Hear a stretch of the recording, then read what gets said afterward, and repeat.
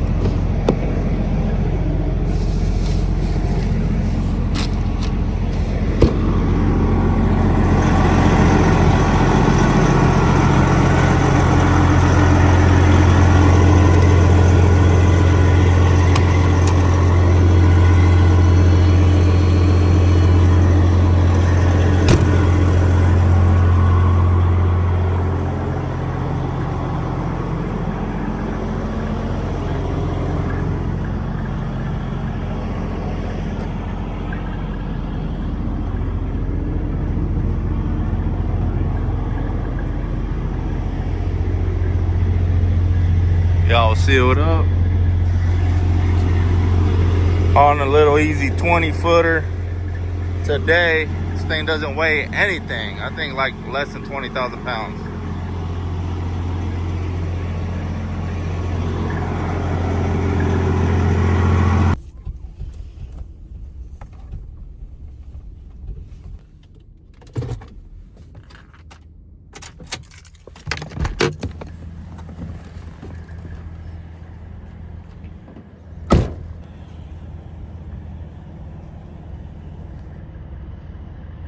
All right, so I just took a peek at the manifest, and supposedly, I don't know if it's wrong, but it says this box, well, whatever's inside only weighs like 1,200 pounds. And if that's true, that's honestly the lowest weight I think I've ever pulled on a 20-footer. Well, obviously, besides being empty, you know. Not sure what it is yet. I gotta check again. I didn't even take a look at that. I gotta see what we're hauling. But it's going to some boiler place.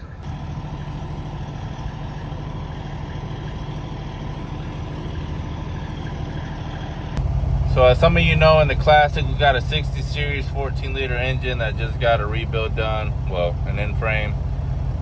I was wondering, how long do you guys usually let your truck warm up? Like if it's really cold in the wintertime, I usually do about 20 minutes or so. Today it's like around 60 degrees outside. It's not that cold. I'm thinking about doing about like, 10, 15 minutes or so. Also, do you guys idle it? I used to do about 30 minutes, in the mornings, wake up, go turn on the truck, get ready. I wouldn't even idle it because my truck has an idling problem. Right there where you put your cruise control, it doesn't even work. It only goes up to like 8,000 RPM. So I have to put like a piece of wood. And this kind of sucks because I try to go get it hooked up. That way we could get all that taken off. I think it's got a governor set at 75. That really doesn't bother me because that way, I won't be speeding. But when it comes to the cruise control, like right here, look, I'll turn it on. You see? Trying to go up more. But that's all it goes right there. Around like 7,500. I'll turn it off right now. So what I do, because when we got the rebuild done, it turns out the pistons were pretty much fucked up. Like they were stuck. Obviously it was still working, but they were getting all stuck and everything. And it's been a few months now. Hard to explain it now, but pretty much what I was told was that the fact that I didn't idle the truck, like let's say overnight when I was, staying somewhere, I wouldn't idle it. And that was probably causing that issue. So now what I have to do, which is a good thing that I'm able to do this too, but one of those tire knockers, just put it right here.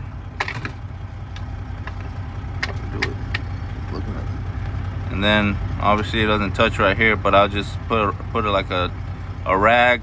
I'll double up a rag right here, and I'll put it down and just sit it in there, and it'll stay kind of like at whatever RPM I set it to. On that question too, overnight, what you guys set it to? I set it at around like 10 to 11. Maybe like right there or so. So help a brother out. Let me know. Really trying to take care of the engine now. Of course, always have, but trying to just luck out because that rebuild wasn't cheap. So I'm just trying to take care of it, and yeah, running all good though. We rolling, baby. We're at about 10 minutes now. Probably gonna sit here for another 5 minutes. Another bad thing. So I'm at Evans Delivery Company. Not to talk smack or anything, but dude, they switched over to another ELD, and it is crappy. Like, it sucks. So, back then we used to have the Omni tracks, with the tablet and everything.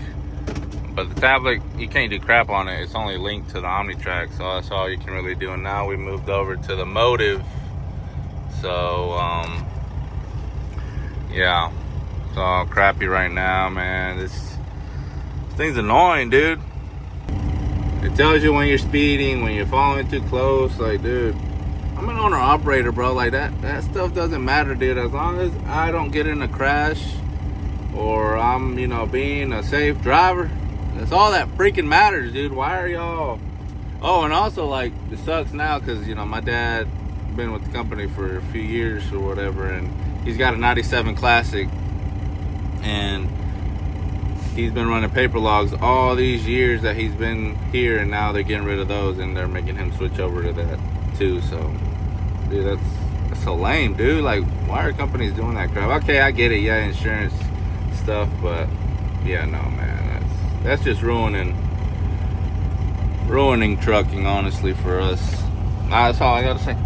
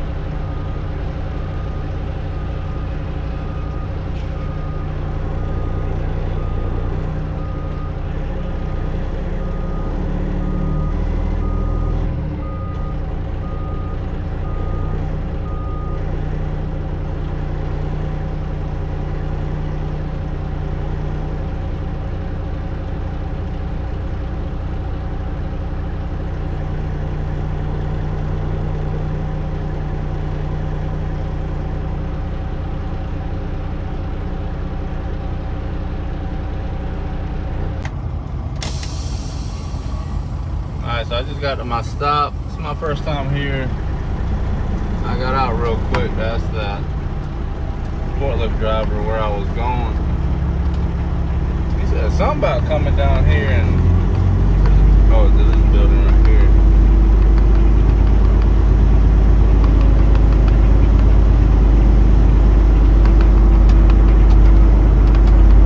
Looks like they built sheds or something over here.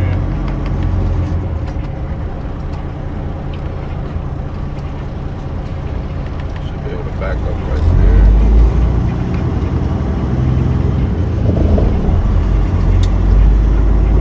Bad, you mean ski? Say something about it being dark. Hey, boss. Do you know where do they unload up in there? I have to wait for that UPS truck to move. Okay. So I can back up just right there? Cool.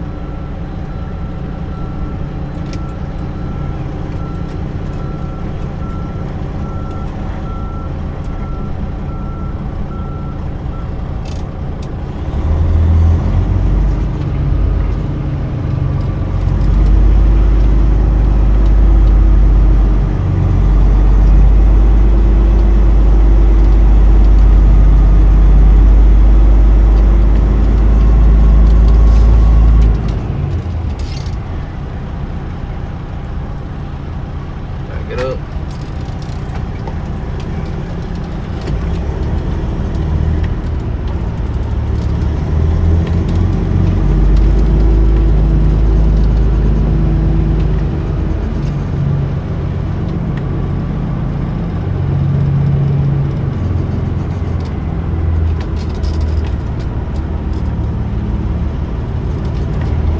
Yo, backing up these 20 footers, you stop paying attention for a little bit, and next thing you know, that thing just starts swinging one way or another.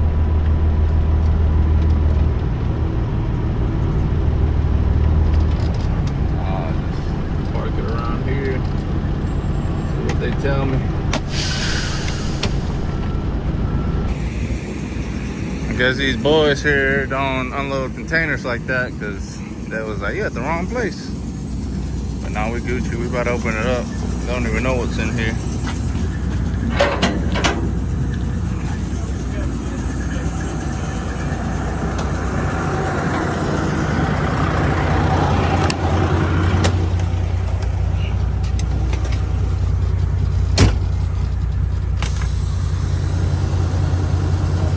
Slide it back.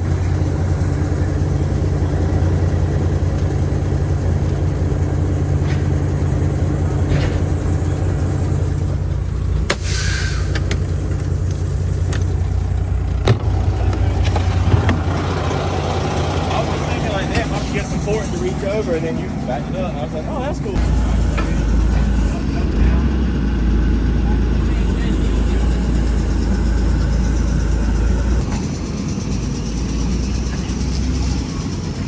A boiler tower, that's what we hauling over here, boys. You went and got the big boy.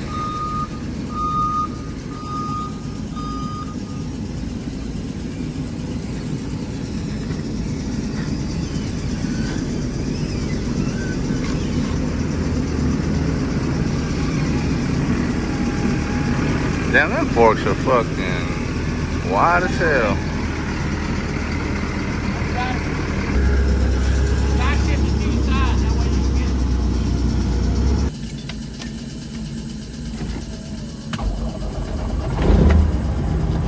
Alright, gang, that was pretty plain and simple. Yeah, they said that stuff is all fiberglass, so yeah. I believe it when it says it weighed about 1,200 pounds.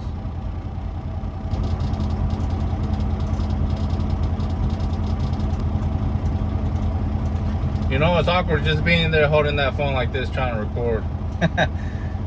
So my next thing I'm gonna do is I'm gonna get a probably like a chest mount for my 360 camera. That way I can just have it right here. You know, show you guys the experience. I do got the meta glasses, but I didn't know when I bought them things that they only record. Damn, I'm gonna sound stupid. Not in landscape mode, but what is this, vertical? Horizontal? They only record for, like, you know, TikToks and stuff like that, which is whack. Because if I put it on a YouTube video, you're gonna see all that black lines on top and the bottom. But oh well, we just have to work it out. Get you guys a little bit of content of what I can. Pretty simple though. Most of the times, you know, we're bumping these docks. There's rare occasions when it's like this where you just literally, you know, back up and they pull it off like that. We were talking about how there's even some that are like open on top and they have like a tarp on it, and those suck. Because one time I had to run over to and top ones, and it was literally, they were like long ass 40-foot pieces of metal, and they had they were all just thrown in there, all individually. It's like you know, like a mess, not tied down, no fucking pallets or anything. And they had I cannot multitask while I'm over here to make sure I get out right, but they literally had to grab each one and pull it out with a crane, and that was, dude, I was there for like, I was telling him, like 5 hours or so, and that sucked. But most of the times, for container drivers, you're gonna drive a container, most of the times you're not at a place no more than 2 hours, honestly. Because after 2 hours, they start paying you for detention time, and you know, companies don't want to pay. It's not nowadays.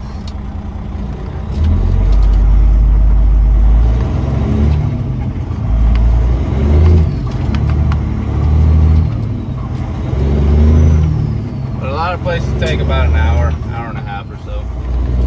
We was here probably like 30 minutes.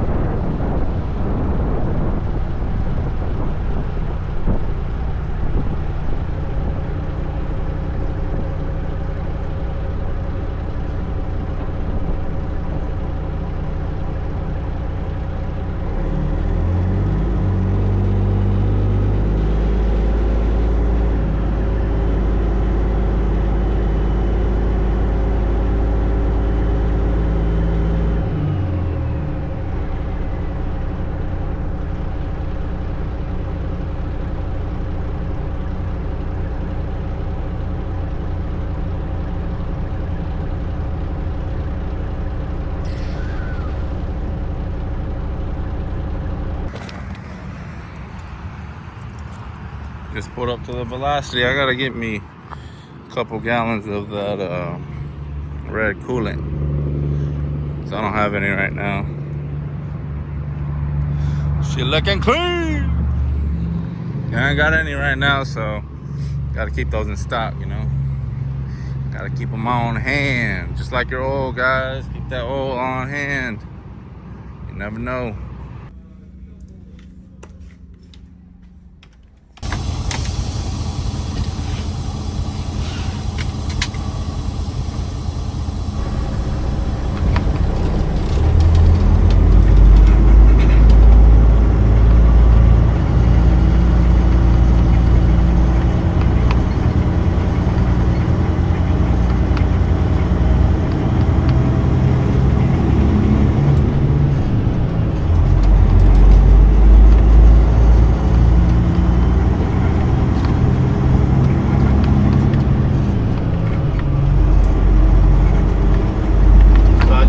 Call from dispatch.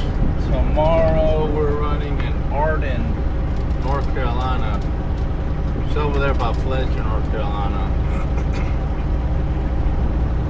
They had those two. Well, they had a good bit of loads, but man, dude, containers. Answer to that. Containers ain't it, bro. Like,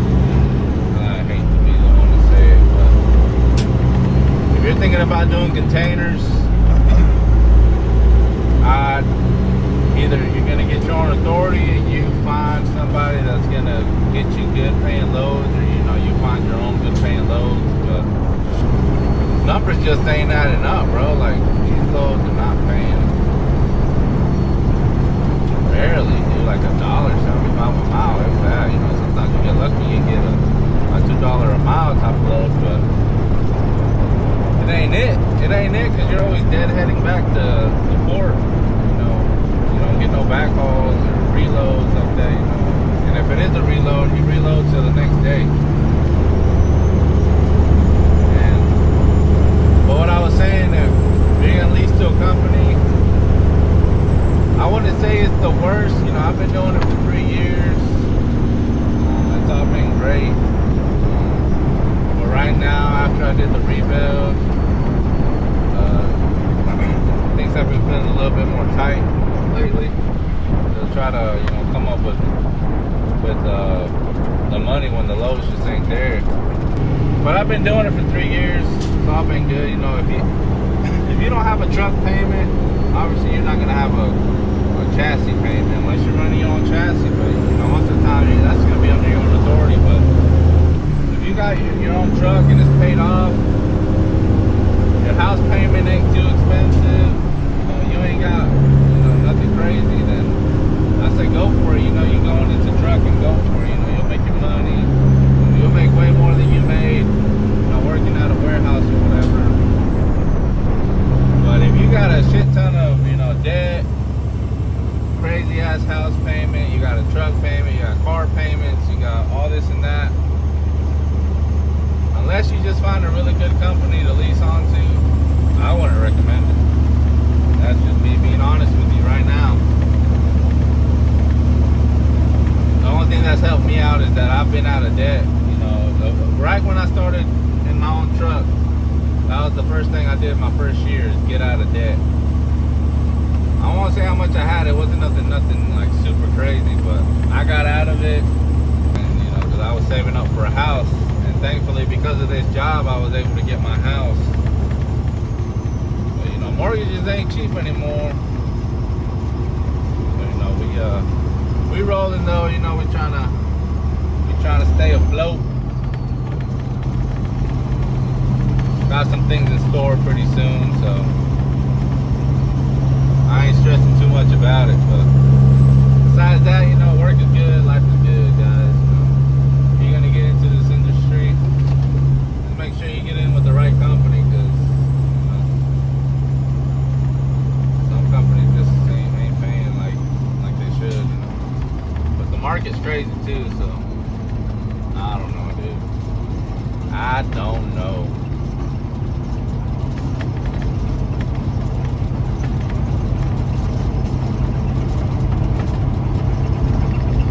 But yeah, guys, we're unloaded right now. We're about to head to Charleston, South Carolina right now. We got to go to the port, most likely the Wando port. If you're wondering how that looks, check out my previous video. We're going to go to the port. We're going to drop this box. If I'm lucky, I'll get something to pull out. If not, my box is already on the yard, so we'll do the same thing I did last time. Drop this box, most likely drop the chassis, go back to the yard, pick up my box for tomorrow, and possibly just come on home. My appointment's at 7. It's an hour away from my house. I should be able to make it there on time. Y si no, vale verga. I'll be fucking late. I don't really feel like I want to stay up there.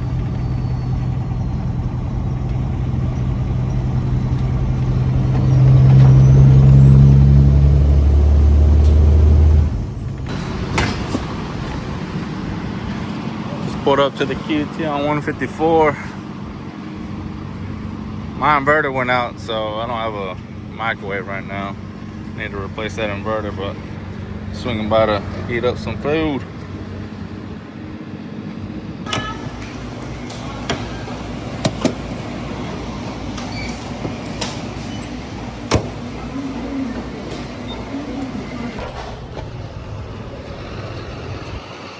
Pretty much how it goes, guys. Being a container driver, door swanger. We go get unloaded or loaded early in the morning. And then we head back to Charleston. Usually stop somewhere, heat up my food. I used to have my microwave, but get that fixed pretty soon. That way I don't have to stop. But you know, we usually stop because we gotta pump fuel or something. I usually fill it up beginning of the week. And then that usually lasts me about 2 to 3 days, depending on where I'm riding to. And then after that, I usually kind of go day by day, maybe even 2 days, depending on how work is. I don't like to overfill my tanks because, you know, when work's a little slow, that fuel's gonna come out of my paycheck. So we make it work. So right here we got some chicken wings. Wifey had made some for the Super Bowl. Dude, she makes some bussin' wings, dude. I ain't gonna lie. And then we got some buffalo chicken dip. Yes, sir. Look at that. Got some tostadas. Damn, man, they broken here, but we got some tostadas. We're gonna eat it with some tostadas. I forgot to get my freaking lettuce and tomato and my crema and everything. I'll make a nice ass tostada. You know, I don't know if it's just the Mexicans, but we like the tostadas.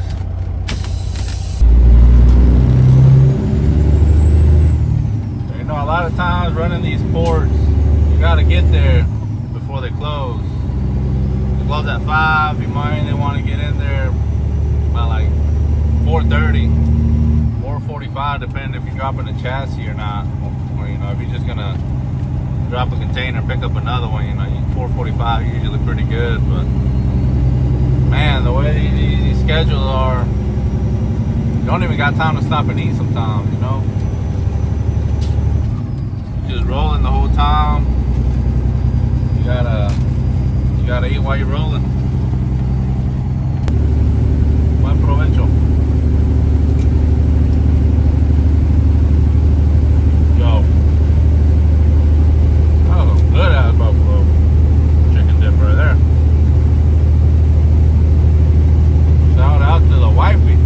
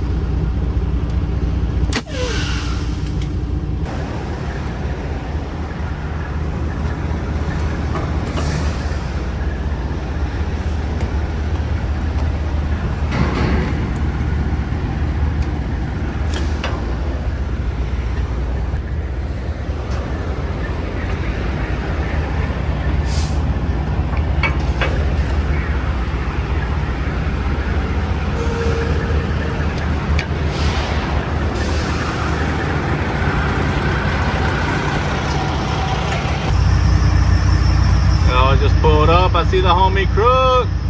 Damn, pal, that thing looking clean.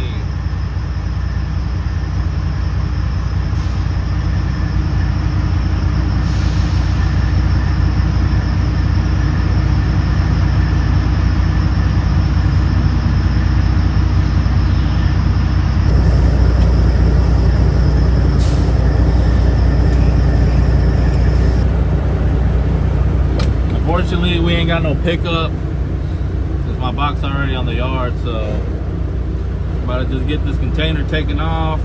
Then I'm gonna drop the chassis and go to the yard.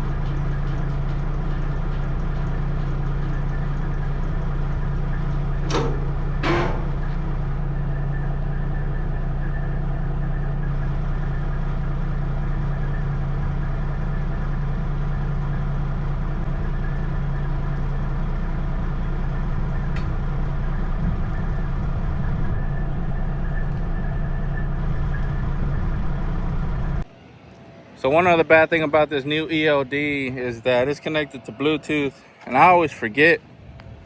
So I disconnected my Bluetooth and then pretty much was tracking my hours separately.